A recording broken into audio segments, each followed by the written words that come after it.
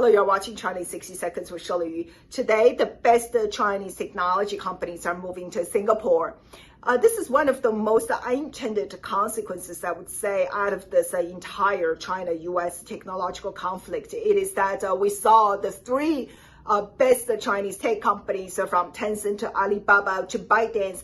They are all moving to Singapore to make Singapore its Asia headquarters and using Singapore as the center to radiate through the entire ASEAN region. It makes a lot of sense, particularly because ASEAN region is the developing region with a lot of demographic advantage, and for e-commerce platforms, for social media platforms, for say, for example, fintech platforms, it is better to be in a place where the society is less developed, less regulated, but also with a higher growth rate and with a lot of people. It all starts to make a lot of sense. But now people are choosing Singapore, I think, for two main reasons. One, Singapore is obviously positioned as a very modern society, very modern city-state with a vibrant financial services sector and lots of well-trained, highly educated labor force, but also because Singapore has a political system that is not entirely democratic. And so China, in a way, has affiliated itself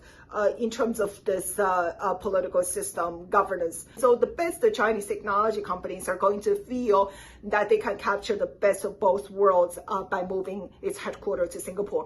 The moves has been massive and very quickly. Alibaba, we know, has invested $4 billion into Lazada, the Singapore homegrown e-commerce platform. And recently, Alibaba has announced that it's going to invest $4 billion into Grab, that is the ASEAN version of Uber with its own food delivery and payment processing platforms. ByteDance has moved its headquarters to Singapore, and now we are seeing that through LinkedIn job postings, actually, ByteDance is hiring a lot of fintech talents in Singapore, and there are speculations that the company is actually applying for a cross-border fintech license. Tencent in September has named Singapore its Asia headquarters, and the company is also hiring some hundreds of talents that are going to be based in that region. We are going to see that the best Chinese companies are never going to cease their ambition to become global, except now the directions are changing, and I think China will continue